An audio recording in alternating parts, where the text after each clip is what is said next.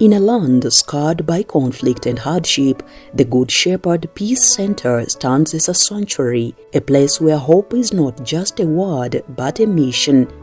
Here, healing and peace take shape through powerful acts of compassion.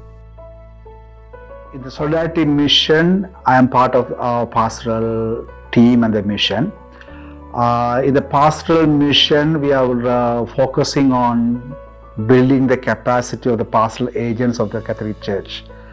What do you mean by pastoral agents? Means those who are involving in pastoral parish level activities. Our focus is to give sufficient formation and the training for them to take up the responsibility in view of supporting the parish ministry and the evangelization within the parish community. So we give training to new catechists and update their knowledge to help the parish community as well as the parish children to give knowledge of faith and the teaching of the church. When I became the parish priest of San Kizito, the Solidarity with South Sudan now found me a contact person really to engage with the Christian community here. And so we agreed to work together in empowering and building capacity of the different categories within my parish. And these are women. The last workshop we had recently was with the women. So we talk about the role of women in civic life and their empowerment in terms of economic empowerment. The women empowerment is just to make the women, especially, I think the focus is on women because, you know, they are mothers at home. Women play a very great role in the families. It's to empower them to learn different activities that can help them to earn a living. Like, for example, when you teach them how to make chapati and tell them this chapati you can make, learn to make it and sell it to earn some little income that can support the families. And then we have also been engaging in trying to raise awareness about environmental degradation and how we can respond to climate change. We also took Justice and Peace members, and again with them we took over 60 young people sponsored by Solidarity with South Sudan, and we trained them on a number of areas: human rights issues, gender-based violence. We did train them on advocacy. You know, South Sudan is the youngest nation in the world, and if you take the whole population, if I'm not mistaken, over 60% of the population are youth. And you see, because of long time they were under war, conflict, still they are going through a lot of hardship, poverty, problems. We need to purify their thinking, and we need to direct them to choose right thing and motivate them to become someone who can help the community and help the family and help the society.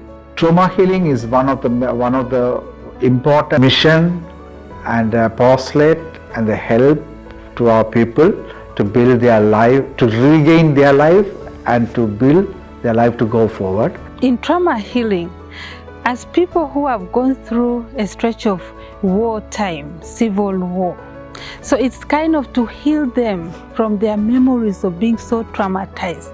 Remember, in these wars, not everyone is participating in it. And so the war affects them psychologically, it affects them emotionally.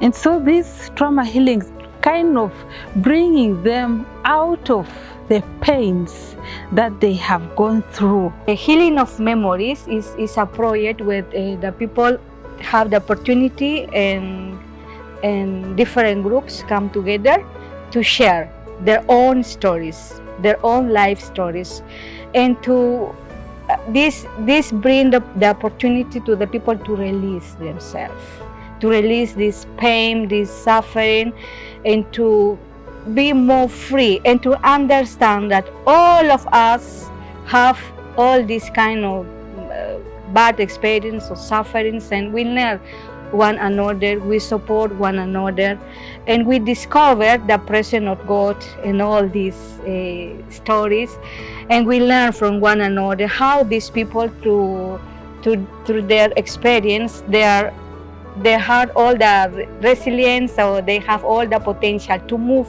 forward in life. The pastoral department has kind of taken an initiative to train the locals, some few locals here, and on trauma healing, so that they come back and they're able to give this healing to the people within their communities, or even when different communities are called together, and so they're able to facilitate the program. I'm sure that all our institutions is adapting this subject in their training to give some taste of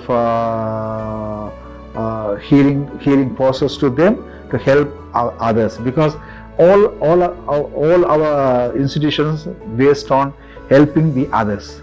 So it can be a good tool for them to help the others to come out to their traumatic experiences. As we say, the silence of gun does not mean the end of war.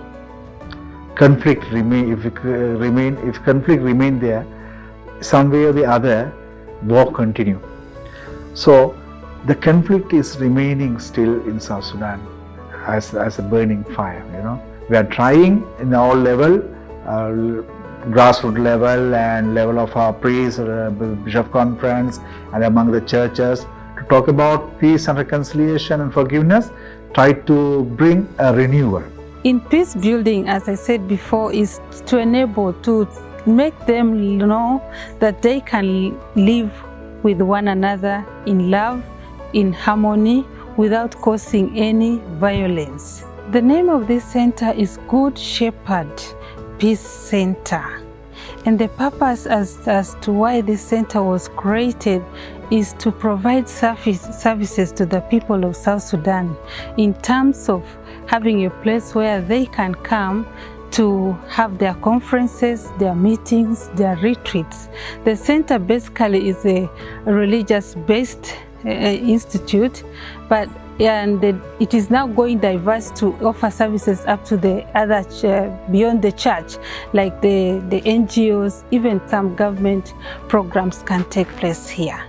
And since we provide accommodation, conference halls, and then catering services, so it is quite very conducive for the people to come here and conduct their programs.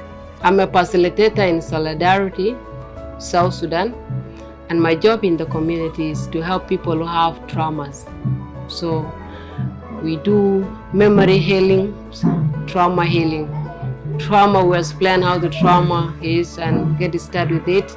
And memory healing, we can set down the person and the person will tell us what has happened from previous years and what make her to be in that particular life. And from there we just give the word of encouragement and to be a friend to them. So my work is like, when you have trauma, I usually be with you. At least I need you to be happy again and tell you that no situation is permanent in the world. We shall just change like this. This is what I'm doing. The training helped me a lot, because without training, I even can hang myself.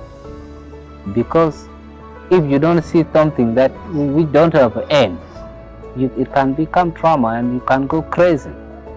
But this training helped me a lot to relieve the problem, to make me to rethink again. Because they talk about the wound of the heart, that I can forget and I can have forgiveness. So anything happen wrong, I can say, I forgive. And then I can forget the past and I will start with a new life. That is why I'm still, because if I also talk physically, because if you don't think well, it can make you thick, thin, and you have no good food to eat. You can think bad and you let the good thing outside. That is the reason I'm still alive, because I was trained and release all my stress. In Kiit here, we have one team, Kiit FC. Yeah. When we make the tournament, there are many teams that are coming from Juba, and also there are some places called Mutala, Rajaf also. We get like 10 teams. We are making the tournament, and that tournament we give it the name Peace League, because the football is like it give us the friendship in Kiit here. I was part of the tournament from the beginning to the 4 tournaments that have been taking place. So I was part of it.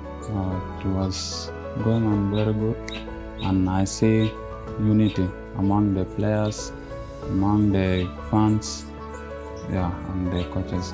And that's why I said football can promote peace and unity. When anything happens in the country, the most vulnerable are the people living with disability and the elders. Really indeed, when South Sudan Solidarity came in, the first activities was conducted for us as a teachers. Now it makes me personally strong because of this training. For those who came out from the war, we used to go to them in PCOs and to talk to them and to know their challenges. And also we used to share with them the experience that we gained from our workshops and trainings, and to train them also how to deal with some cases which they are facing in their daily basis life. That is what I can say you get from different courses and different trainings, and to train others also to know even about the rights, because sometimes people don't know that they have the rights they're supposed to get it as usually rights, as it is written in the Bible, to respect people. And in fact, we are happy that we are able to express how much helpful this partnership has been in terms of pastorally empowering our people on areas that affect the life of the people. To those inspired by this work, your support can bring even more hope. Stand with us. Together, we can continue planting seeds of healing and peace across South Sudan.